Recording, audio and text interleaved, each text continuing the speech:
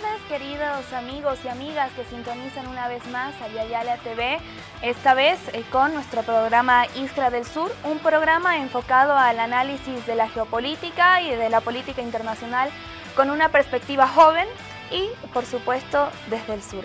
El día de hoy estamos con el compañero de siempre, Camilo Quintanilla, para hablar sobre dos temas fundamentales. En el primer bloque del programa vamos a hablar sobre las elecciones que acontecieron en Colombia, las elecciones legislativas, el pasado domingo 8 de marzo. Y en el segundo bloque del programa vamos a hablar, por supuesto, de lo que son las elecciones subnacionales que se van a vivir en Bolivia en unas semanas, el día 22 de marzo de este año, ¿no? En ese sentido, para abordar el primer tema con respecto a las elecciones legislativas en Colombia, tenemos el grato honor de contar con la presencia de un compañero formidable, Hansel Forero, quien es politólogo, pero también es militante pues del Pacto Histórico, el partido político o la alianza, por decirlo de alguna manera, que ha salido pues victorioso y se ha posicionado como el primer partido de Colombia en estas últimas elecciones. Lo que debemos destacar, que es muy importante como consecuencia de estas elecciones que acabamos de vivir, es que se posicionó Iván Cepeda como el único candidato de la izquierda, ¿no? Quien compitió de cierta forma con el candidato Roy Barreras. El Pacto Histórico se posicionó como el primer partido, como dijimos, con 4.4 millones de votos, lo que representa casi el 23% de votos al Senado, ¿no? Y bueno, en ese sentido yo quisiera preguntarte a vos, Hansel, si es que me estás escuchando, que bueno, nosotros concebimos que el Parlamento es pues tanto con su Cámara Alta de Senadores como con la Baja, que ustedes le llaman la Cámara de Representantes, aquí sería como algo así como la Cámara de Diputados, es un terreno más de la lucha de clases, ¿no? Más allá del número de curules, que tengo entendido que serían 25 para el Pacto Histórico en el Senado y 25 en el Senado y probablemente 39 en la Cámara de Representantes. ¿Cómo evalúas la correlación de fuerzas real que emerge de estas elecciones legislativas en relación al posicionamiento del Pacto Histórico con relación a los otros partidos de derecha? Y también, ¿cuál ha sido el actuar de los partidos del centro, por ejemplo, del Frente por la Vida o de los Verdes? Quisiéramos escucharte y nuevamente gracias por entrar en contacto con nosotros, querido compañero. Muchas gracias, Valentina, muchas gracias al equipo de trabajo, a la audiencia de Yayala TV y de Iskra del Sur. Sí, pues mira, efectivamente tuvimos unas elecciones con una de la mayor votación en la historia, alrededor del 51% del potencial electoral salieron el domingo 8 de marzo a las urnas y nos encontramos con que el Pacto Histórico se consolida como la fuerza política mayoritaria en el Congreso de la República. Sin embargo, a pesar de que a comparación con el año 2022 elevamos de 2.800.000 a casi que 4 millones la votación, no logramos tener mayoría simple ni mayoría absoluta en el Congreso. Eso implica que en el dado caso de que logremos continuar con la presidencia en cabeza del compañero Iván Cepeda Castro, vamos a tener un escenario en el Congreso marcado por la polarización y marcado por una mayoría de los partidos liberales, los partidos conservadores, la extrema derecha, quienes, si uno suma sus curules, tanto en Cámara como en Senado, dan aproximadamente un 55%. Eso implica que va a ser un escenario muy similar al que le tocó vivir al presidente Gustavo Petro, donde no cuenta con mayorías en el Congreso, no cuenta con el amplio respaldo tanto de los senadores, Cámara Alta, como los representantes a la Cámara, y eso implica que es importante que para que se puedan presentar las reformas sociales que le proponemos a la sociedad colombiana, podamos hacer unas alianzas y buscar generar mayor gobernabilidad. En cuanto a los partidos de centro que llaman, que yo los llamo más partidos contenedor, como el Partido Verde, porque en estos partidos ingresan candidatos tanto de posturas un poco más tendientes a la izquierda, como también hay unos que tienden mucho a la derecha. Encontramos que lograron en el caso del Senado 10 curules, de las cuales se presentan con aproximadamente 1.200.000 votos. Esto quiere decir que igualmente la sociedad colombiana está muy polarizada, ellos pasan de tener 16 curules a tener 10, igualmente el pacto histórico pasa de tener 20 curules en el Senado a tener 27, porque nos encontramos en jornadas de escrutinio, luego del preconteo, que son el conteo que hacen los jurados de votación en las urnas, viene un proceso de escrutinio y es donde en compañía de los jueces de la República hacen un análisis más exhaustivo, un conteo más riguroso de los votos y hemos podido recuperar en el caso del Senado 2 curules. Ya a hoy, viernes, tenemos ya 27 curules por el pacto histórico. Buenísimo. ¿Cómo estás, Hansel? Me gustaría un poquito que hablemos sobre el tema de la visión que tienes tú como analista y mirando también como militante del pacto histórico. ¿Cómo estamos viendo esto como un indicativo hacia el tema de las presidenciales que también se acercan, ¿no? O sea, ¿cómo está viendo el pacto histórico? ¿Cómo lo estás viendo tú? ¿Hay la posibilidad de ganar en una primera vuelta o esto, digamos, significa que ya estamos pensando en una segunda vuelta? Porque, o sea, lo que nos hablabas es bastante importante, el mismo presidente dice, es indudable que el pacto en las elecciones del Congreso, sin embargo, no es mayoría absoluta, ¿no? O sea, hasta él reconoce que incluso de ganar el tema de la presidencia se vuelve un poquito complicado el tema la gobernabilidad. Ajá. Entonces, quería saber cómo estamos viendo desde adentro el tema de las elecciones presidenciales. Ya se está planeando, ya se está viendo, ya esto es un indicativo, nos dice algo a futuro. Claro que sí. Mira, en las elecciones al Congreso también se hizo a la par unas consultas presidenciales. En este caso se hicieron 3 consultas. Una de la derecha llamada la Gran Consulta por Colombia, que aglutinó alrededor de 9 candidatos, tanto de la extrema derecha como la derecha moderada. Ahí encontrábamos por ejemplo, la candidata que ganó, Paloma Valencia. Ella ganó con aproximadamente 3.200.000 votos. Esta consulta contó con 5.800.000 y también encontramos candidatos como Vicky Dávila, que ella era una periodista que se enfrentó durísimo contra el gobierno, decidió hacer su carrera política, pero bueno, no logró obtener las mayorías. También nos encontramos con una consulta de una candidata que es Claudia López. Ella viene de ser alcaldesa de Bogotá, de la capital del país, y esta consulta contó con aproximadamente 580.000 votos.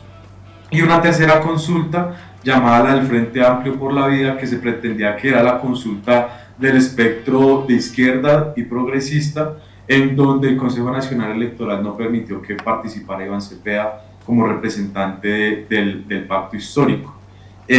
Los militantes del pacto histórico no votamos esta consulta y el resultado fue que obtuvieron alrededor de medio millón de votos, de los cuales Roy Barreras, que fue un aliado del gobierno Petro, tuvo 260.000 votos y Daniel Quintero, que es un exalcalde de Medellín, tuvo aproximadamente 220.000 votos. Nosotros decimos que el indicador o la consulta del pacto histórico estaba en las urnas. En no votar la consulta y votar por el pacto histórico del Congreso. En ese sentido, podemos decir que la correlación de fuerzas, la derecha escoge un candidato moderado, que es Paloma Valencia, pero en las encuestas puntea un candidato de la extrema derecha, no la derecha clásica, sino la extrema derecha, con un candidato outsider, que pues no se ha medido en las urnas, pero que es quien puntea en este escenario. En ese sentido, creemos nosotros que no es posible ganar en primera vuelta, porque para ganar en primera vuelta necesitamos la mitad más 1 y el censo electoral está en aproximadamente 21 millones de personas. Es decir, necesitaríamos aproximadamente 12 millones de votos para ganar en primera vuelta. El presidente Petro hace 4 años en segunda vuelta sacó 11 millones, lo que quiere decir que tenemos un techo al cual pues debemos superar, pero que aún, a pesar de que la izquierda está cohesionada con Iván Cepeda, que es nuestro candidato, la derecha está dividida entre Abelardo de la Espriella, el candidato outsider, y Paloma Valencia. No logramos superar la mitad más 1. pero sí tenemos las mayorías para en primera vuelta con Iván Cepeda sacar entre 8,5 millones y 9 millones de votos, siendo la candidatura pues más votada.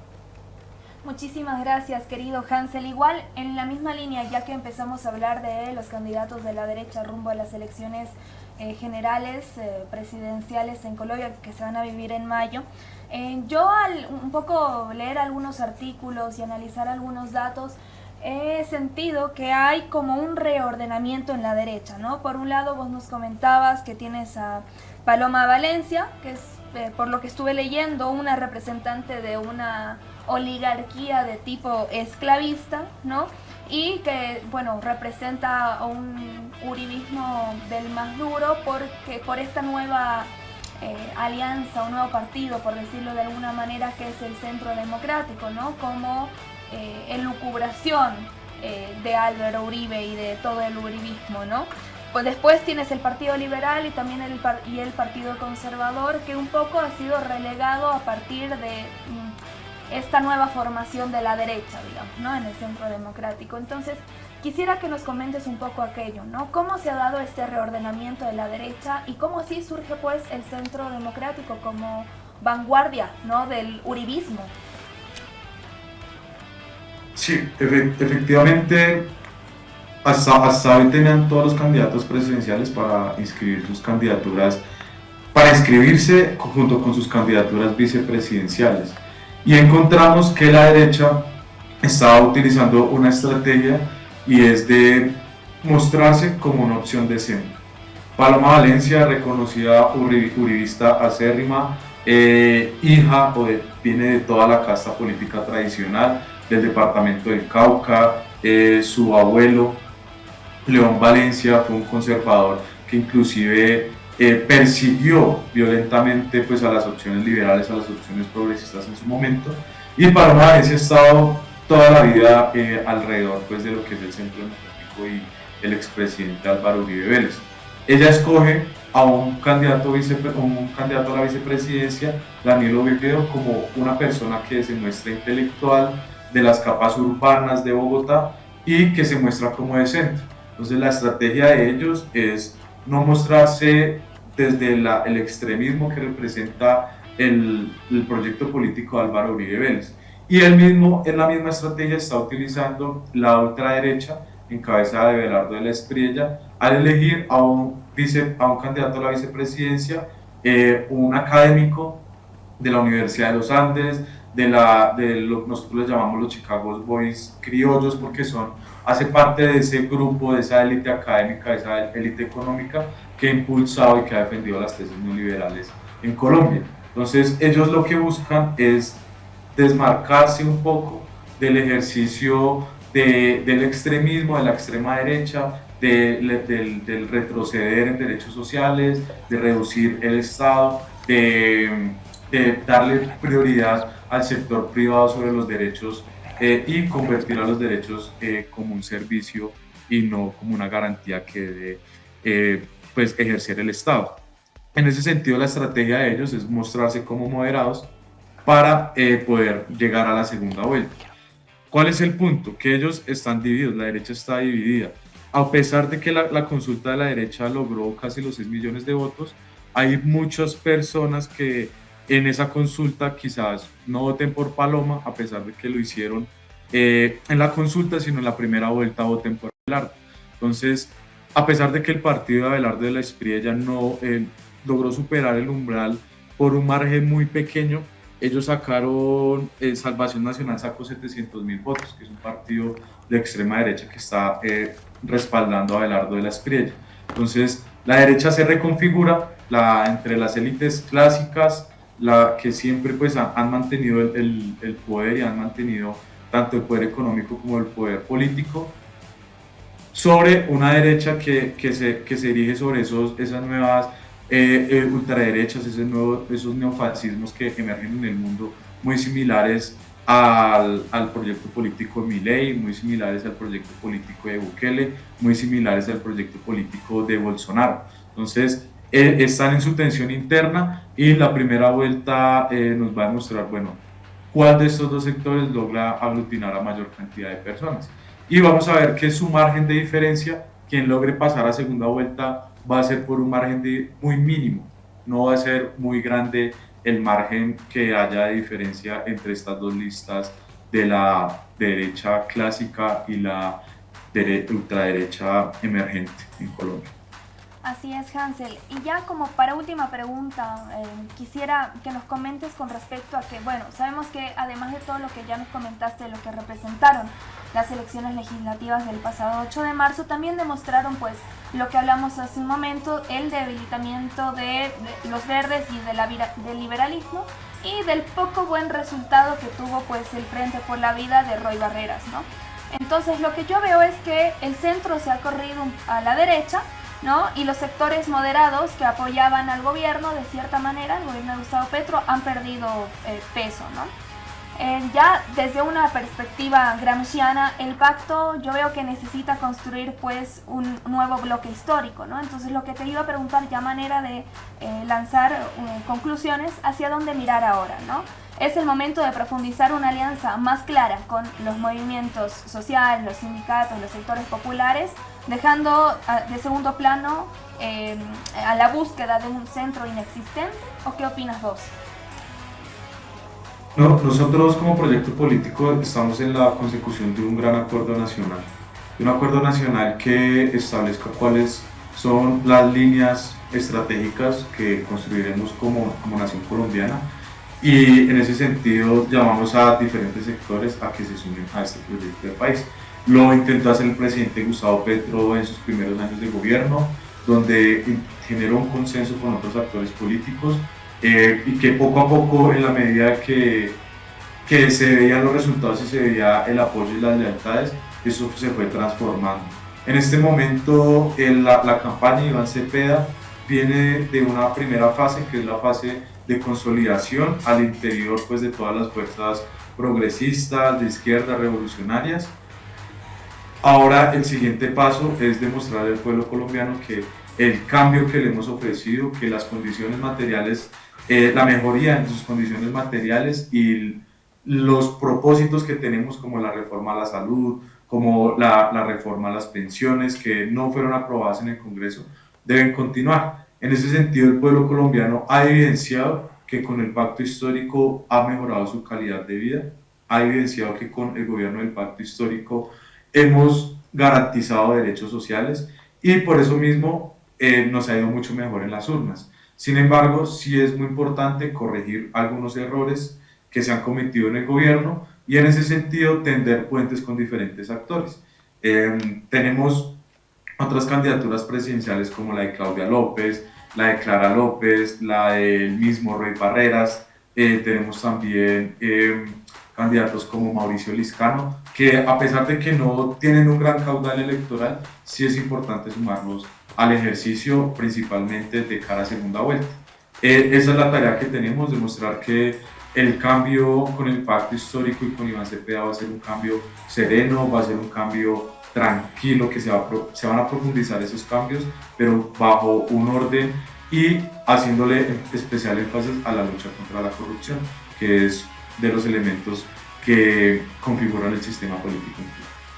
Muchísimas gracias, querido Hansel, ha sido un gusto tenerte acá, realmente nos has esclarecido muchísimos elementos, y en ese sentido, bueno, esperamos que puedas estar con nosotros acompañándonos en otros programas, también en mayo, para ir celebrando la victoria del presidente Iván Cepeda. Esperemos que sea así.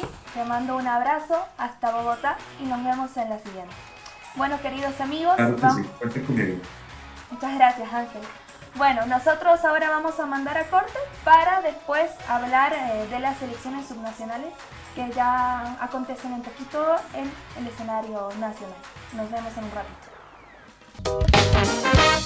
Ahora estás viendo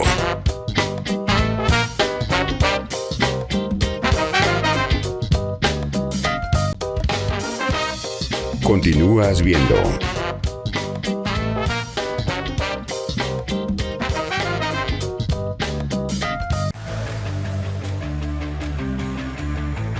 Bueno, queridos amigos, ya iniciando iniciando el segundo bloque de Iskra del Sur. En esta oportunidad vamos a hablar sobre las elecciones subnacionales que serán este 22 de marzo y para eso contamos con la grata presencia de nuestro compañero Juan José Rúa, quien es politólogo, ex dirigente universitario, además de ser asambleísta departamental elegido en las subnacionales del 2021 y ahora se está volviendo a postular para lo mismo, para ser asambleísta departamental con la Alianza Unidos por los Pueblos. ¿Cómo estás, querido José?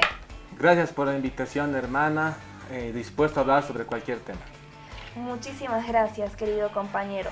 Bueno, ya un poco analizando que vos eres parte de esta Alianza Unidos por los Pueblos, quisiera preguntarte, pues, cómo surge esta alianza y cuáles son las principales propuestas de acuerdo a las problemáticas que acontecen en el Departamento de La Paz que tienen, ¿no? ¿Cuáles son las propuestas y cómo surge esta alianza? Posteriormente a la mala jugada política del gobierno, al intentar vetar al movimiento popular de participar de las elecciones nacionales, el movimiento socialismo se vuelve a organizar a raíz de este partido Alianza Unidos por los Pueblos, que el día de hoy va en alianza con Evo Pueblo. Es la primera vez que yo participo de una alianza de este nivel y es en realidad el movimiento popular el que se vuelve a organizar políticamente, electoralmente para participar en esta elección.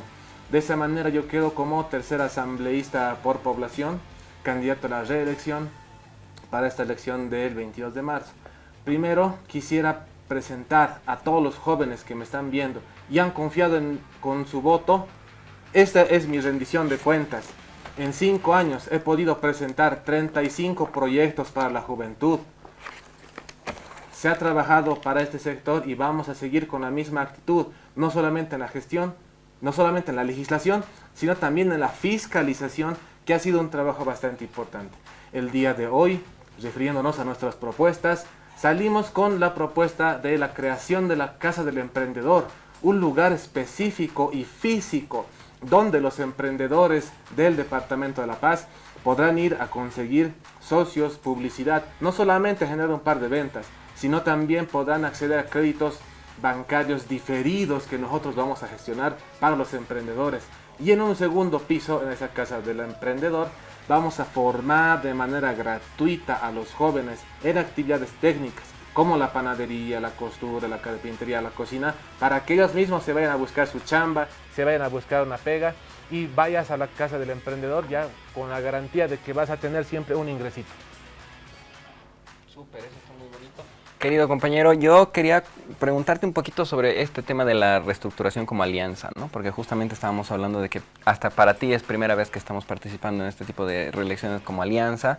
Entonces, ¿cómo estamos encarando el tema de la votación y de la expectativa y proyección para el tema del día de las elecciones como tal a través de este nuevo mecanismo que es la alianza, ¿no? Porque ya estamos diciendo que no es el movimiento al socialismo como sigla que se está presentando, sin embargo, la alianza está representando a los sectores populares más grandes, ¿no? Entonces, ¿cómo estamos viendo el tema, tanto tu análisis como el análisis de tus compañeros y tus iguales, para el tema de la votación y el día de la votación? ¿Vemos el apoyo? ¿Se siente? ¿Cómo estamos?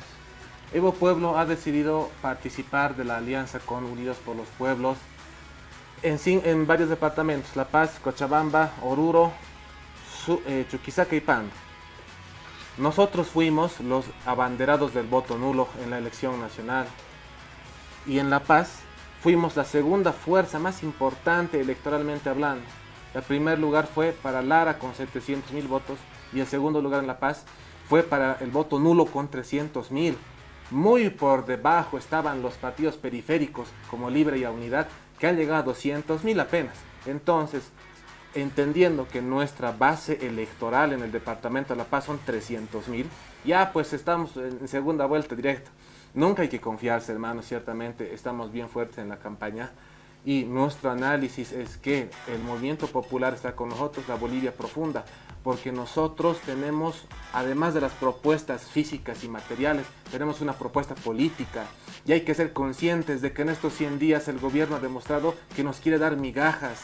Este ha sido el gobierno de la mentira porque ninguna de sus propuestas ha sido materializada en este momento.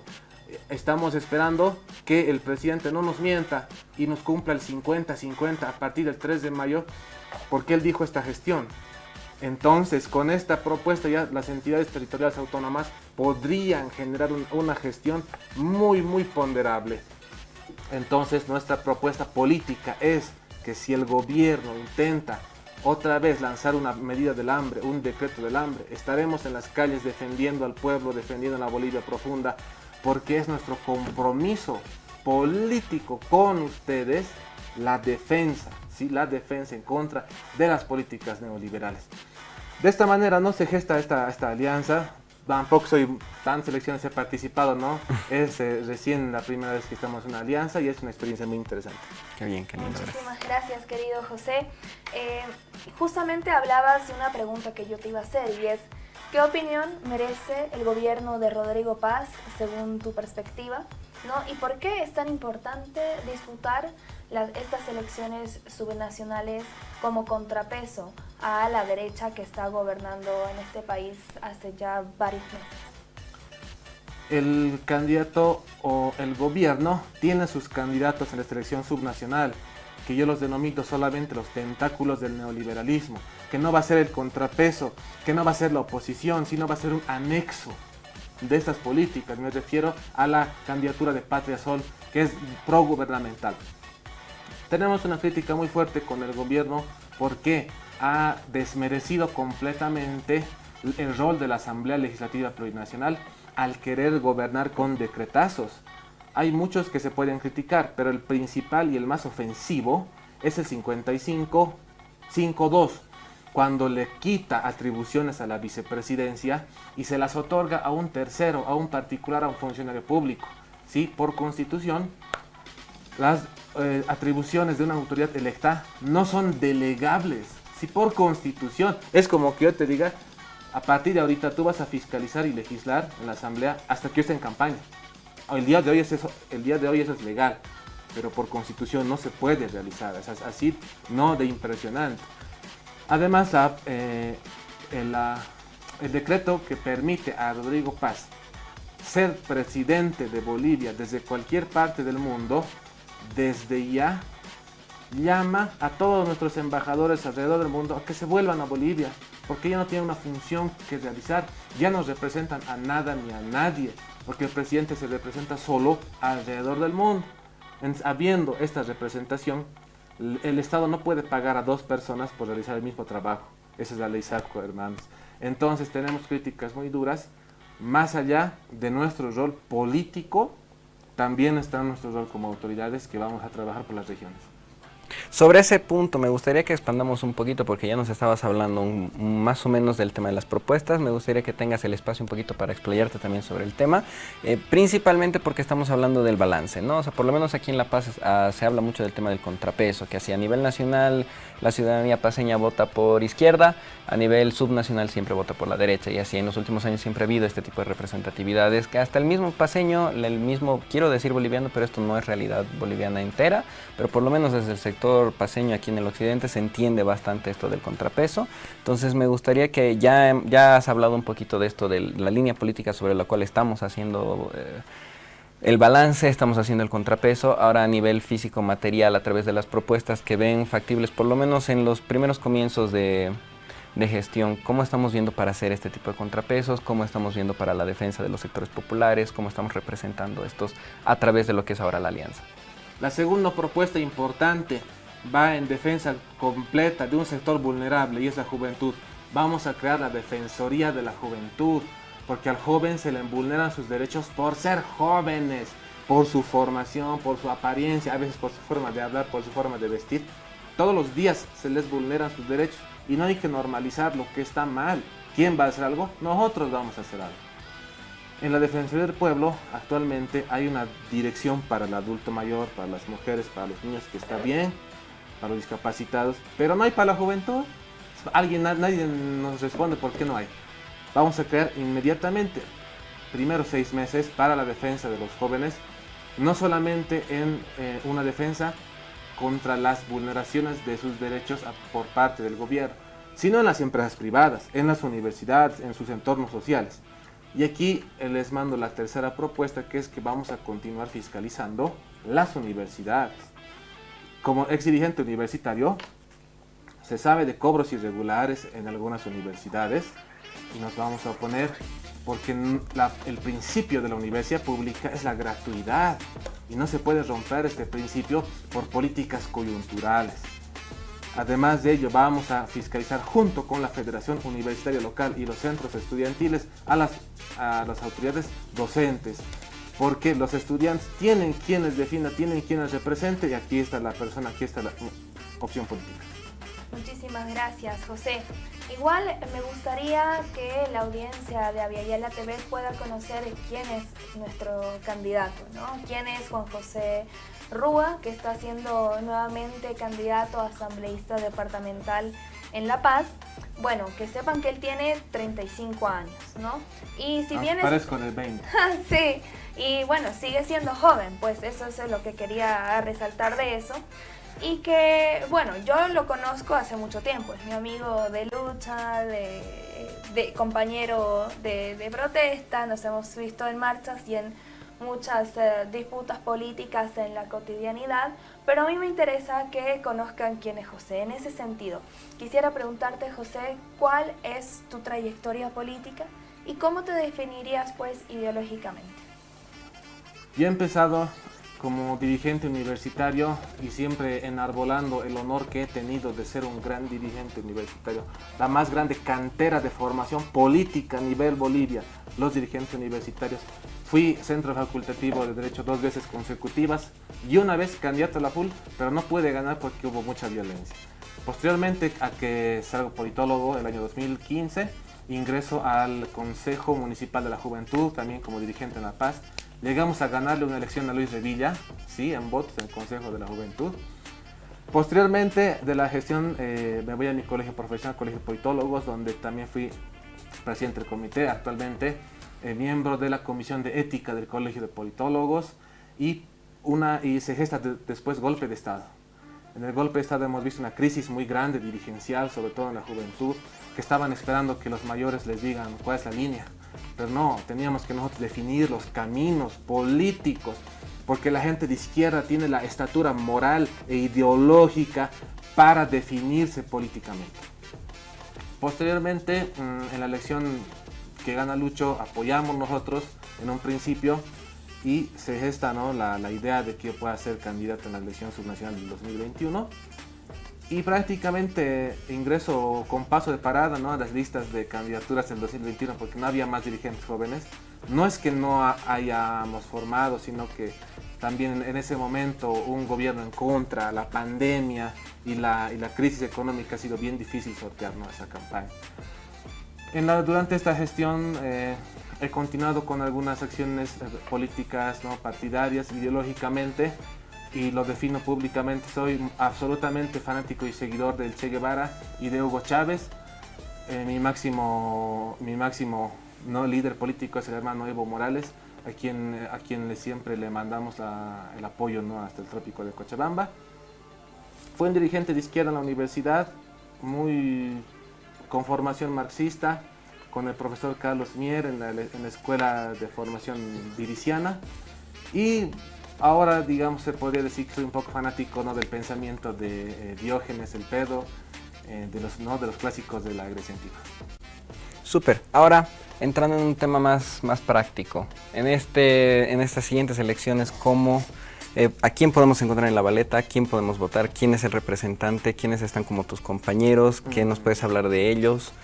Tal vez un poquito más para no dejarte no hacerte quedar mal con ellos, que no sepas apellidos, pero tal vez No, más bien yo le pregunto aquí a la hermana Valentina. Quitilo Iku Botagua Cuyaca Valentina, Unidad por los Pueblos Botagua. Ajapacha Patun Capa Marzuna, este 22 de marzo, Unidad por los Pueblos, Chihuahua Evo Pueblo, Luraña Giza, Tacaña Giza, vamos a trabajar por las 20 provincias. El candidato a gobernador es Demetrio Vilca, un hombre renovación, sin ser juventud, porque él es la primera vez que está participando como candidato, ha salido orgánicamente de la Tupac Katari, él ha sido agricultor y el día de hoy es el único candidato de la izquierda y del bloque popular. En la plancha de los candidatos a las asambleístas departamentales, mucho se denota la presencia de la juventud, porque la candidata primera asambleísta Marlene Cadena tiene 29, es impresionante el realce que se ha dado a los jóvenes. Sí, por nuestras provincias están yendo personas muy reconocidas como Luis Ramos, la Sucia Paz, la Lorena Beyuma, grandes dirigentes, ¿no?, de sus regiones. Más allá de ello, esta alianza es para la gobernación. Un poco tema de alcaldes no puedo hablar porque está lejos, ¿no?, de nuestra alianza política, pero nuestra presencia en el sector popular es muy importante, bien fuerte. La derecha tiene como 16 opciones, creo, el Bloque Popular solo una, aunque sabemos que el gobierno le está dando mucha fuerza a su candidato, que es Luis Revilla. A él también se le oponen otros candidatos de derecha, no tan extrema, pero derecha, como Ingvar o el Chino Gómez, que han estado vinculados, ¿no?, a lo que ha sido el gobierno de Janine Áñez. Entonces también advertimos peligrosidad en estos candidatos, hermano. Muchísimas gracias, querido José. Bueno, ya se nos va acabando el tiempo, pero antes de despedirte quisiera que nos des unas últimas palabras y un mensaje para la juventud y el pueblo boliviano rumbo a estas elecciones del 22 de marzo. Yo soy muy franco con la población. Yo soy un apasionado de este modelo económico de Rodrigo Paz. Un modelo económico que es mentira que saque a la gente de la pobreza, que es mentira que luche por la Bolivia profunda y por el pueblo humilde. En estos 100 días el gobierno ha demostrado que nos quiere dar migajas. Y por eso le decimos que si continúa con esa actitud de la política del hambre, nos va a volver a encontrar en las calles. No estamos de acuerdo con que se gobierne por decretazos, porque de esta manera le pueden quitar atribuciones a cualquier autoridad electa, como ha sido el vicepresidente Lara. No se toma en cuenta lo que dice la Asamblea y le echan la culpa de los errores del gobierno nacional. En la época de Evo teníamos la mejor gasolina, la más barata. El día de hoy tenemos la peor gasolina y bien cara. Ahí está. Ese ha sido el trabajo de la derecha. Mi nombre es Juan José Rúa, candidato a asambleísta departamental. Demetrio Vilca, gobernador. Juan José Rúa, asambleísta. Alianza Unidos por los Pueblos, este 22 de marzo. Muchísimas gracias, querido José, por haber venido al canal. Nosotros demostramos el apoyo a tu candidatura y por supuesto a la Alianza Unidos por los Pueblos y esperemos que puedas continuar colaborando con el programa Iskra del Sur y tenerte en los próximos programas también. Bueno, queridos amigos y amigas, esto fue Iskra del Sur por Avia Yala TV, un continente de culturas. Nos vemos el próximo sábado y el reprise domingo a las 10:30 de la mañana.